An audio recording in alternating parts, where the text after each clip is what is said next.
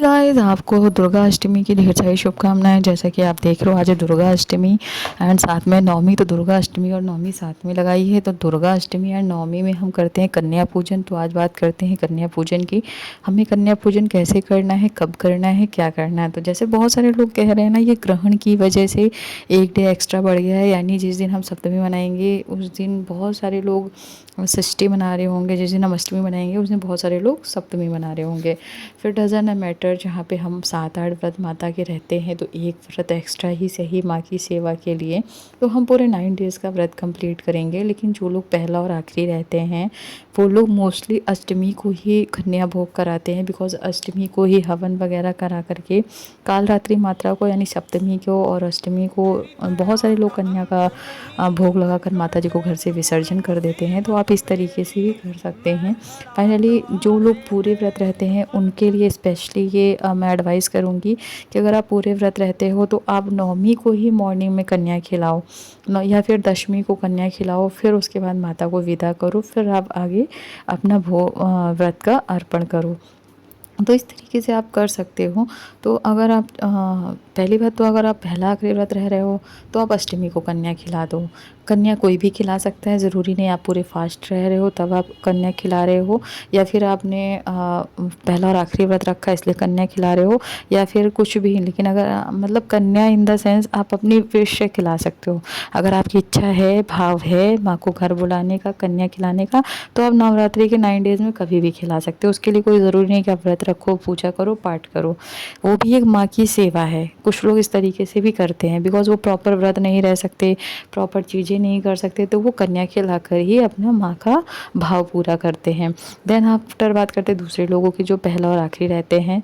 उनको अष्टमी वाले दिन व्रत रहना है, लास्ट वाला, और साथ ही माँ को भोग लगाना है, कन्या खिलानी है, हवन करना है, पूजा सामग्री आदि करनी है। देन उसके बाद आप अपने व्रत का अर्पण कर सकते हो। देन आफ्टर फिर बात करते हैं उन लोगों की जो 9 डेज़ का व्रत रहते हैं। तो उनके लिए है वो पूरा फर्स्ट डे से लगा के 9 डेज़ तक पूरा व्रत कंप्लीट करेंगे। फिर नेक्स्ट डे मॉर्निंग में माता जी को कन्या भोग लगाएंगे। कन्या भोग लगा के फिर माँ को विसर्जन करेंगे घर से। अगर आप ये नहीं कर रहे हो तो आप अष्टमी को कन्या खिला सकते हो, पर आप व्रत जो है 9 को ही तोड़ोगे, यानी नवमी को ही तोड़ेंगे। बहुत सारे लोग रामनवमी भी रहते हैं तो वो दशमी को तोड़ेंगे। तो इस तरीके से आप व्रत का पूरा फल ले सकते हैं। पूरा व्रत को कैसे करना है, क्या करना है, मैंने बता दिया। अब बात करते हैं माता के विसर्जन की।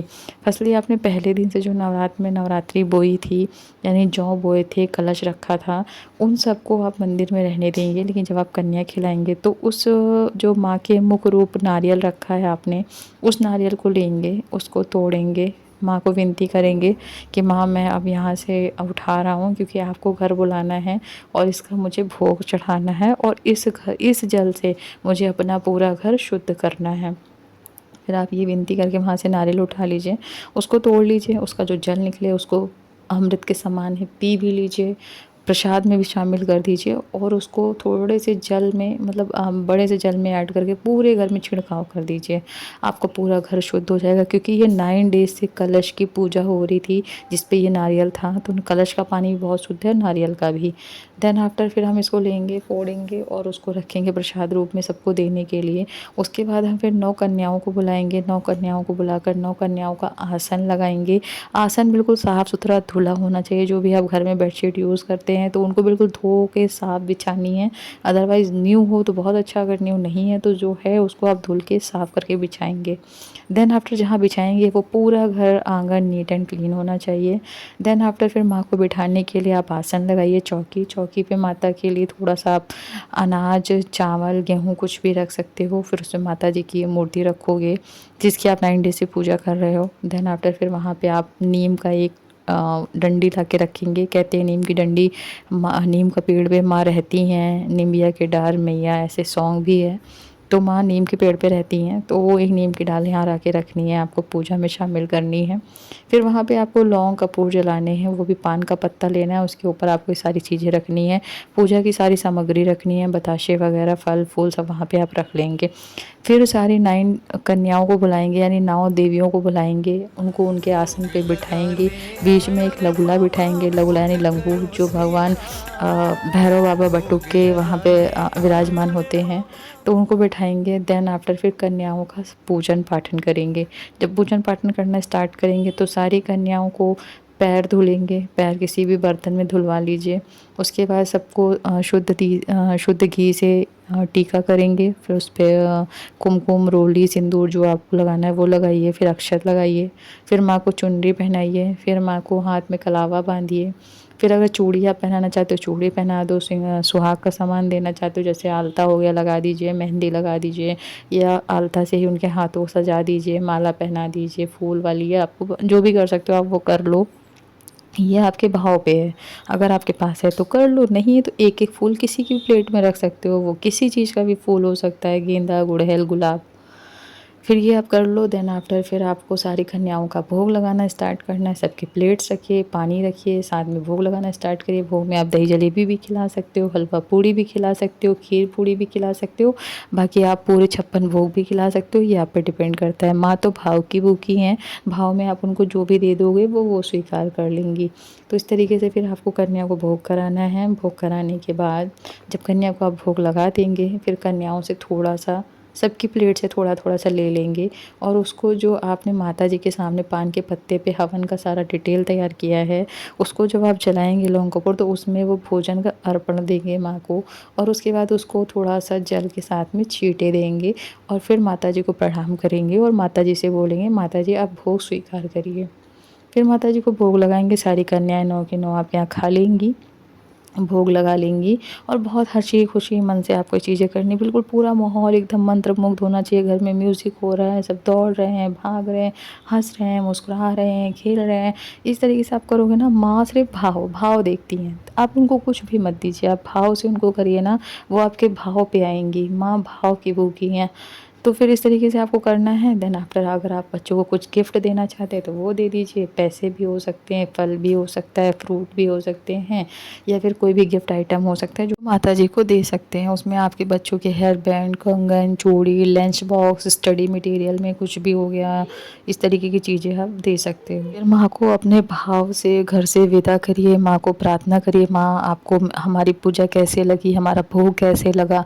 साथ में मैं आपसे विनती करता हूँ आने वाले 6 महीने में फिर हमारे घर आइएगा, हमारे घर में ढेर सारी खुशियाँ रखिएगा, सुख रखिएगा, शांति रखिएगा, समृद्धि रखिएगा। इस भाव के साथ आप माँ को विदा करिए। और उसके बाद जब माँ चली जाएं, उसके थोड़ी देर बाद फिर आप तुलसी में सारी चीज़ें करके आएँ, नीम के पेड़ में जल दे आएँ, एंड तुलसी में जल और आरती और भोग अर्पण कराएँ। फिर गाय को थोड़ा सा भोग खिला दें। सब करने के बाद आपको फिर अपना व्रत तोड़ना है। अगर आप उसके पहले मंदिर जाना चाहते हो तो मंदिर हो आओ। मंदिर से आने के बाद फिर आप अपना फास्ट ओपन कर सकते हैं। फास्ट ओपन करने के लिए आपको क्या करना है, आपने जो हलवा पूड़ी चना बनाया है, या दही जलेबी बनाया है, या जो भी नारियल रखा है आपने, वो खा करके व्रत खोलना है। कोशिश करिए मीठे से ही खोलिए, हलवा एंड बताशा ऐसा कुछ ले लीजिए, और उसके बाद फिर आप अपना व्रत खोल लीजिए। फिर माँ का आशीर्वाद लीजिए, और सुकून से आप फिर अपनी पूरी दिनचर्या को फॉलो कर सकते हैं। अच्छा, नेक्स्ट डे रामनवमी भी रहती है, कुछ लोगों को रामनवमी भी रहना होता है, तो फिर आप माता जी के वाले दिन व्रत नहीं खोलेंगे। फिर आप नवमी कंप्लीट करके दशमी को व्रत खोलेंगे, यानी दशमी की अर्ली मॉर्निंग खोलेंगे। तो इस तरीके से आप पूरे 9 दिन का प्रोसेस कर सकते हो। मैं आपसे यही कहूँगी, माँ सिर्फ भाव की भूखी हैं। ज़रूरी नहीं आप 9 दिन उनके लिए मतलब व्रत रखिए, या 9 दिन आप किसी के कहने पर 1-2 दिन व्रत कर लीजिए, या पहला आखिरी कर लीजिए। ऐसा करने की ज़रूरत बिल्कुल नहीं है। आप भाव अच्छे रखिए, मन अच्छा रखिए, कर्म अच्छे रखिए, विचार अच्छे रखिए। कोई भूखा है तो उसे अपने दर से खाली मत जाने दीजिए, कोई परेशान है तो उसकी हेल्प कर दीजिए। अगर आप इस तरीके के भी काम कर लोगे ना, तो माँ हमेशा आप पर प्रसन्न रहेंगी और आपके ऊपर अपनी असीम कृपा बनाएंगी। मेरा मानना ये है, आपके मन, कर्म, विचार शुद्ध होने चाहिए। अगर वो शुद्ध हैं तो आपको व्रत की ज़रूरत नहीं है। लेकिन मैं करीब आज 10, 12, 15 सालों से रह रही हूँ, तो मैं इसको कंटिन्यू रखी हूँ और आगे भी रखूँगी। लेकिन मेरा मानना यही है, या मैं आगे वाले को यही कहती हूँ कि आप अच्छे काम करिए, भाव अच्छा रखिए, घर में बूढ़े माँ बाप हैं उनकी सेवा करिए। तो गाइस, अब इस वीडियो को यहीं वाइंड अप करते हैं। आपको मेरा वीडियो कैसा लगा प्लीज़ कमेंट सेक्शन में ज़रूर बताना, और हम आपसे मिलेंगे नेक्स्ट वीडियो में। कीप वॉचिंग, बाय बाय, जय माता।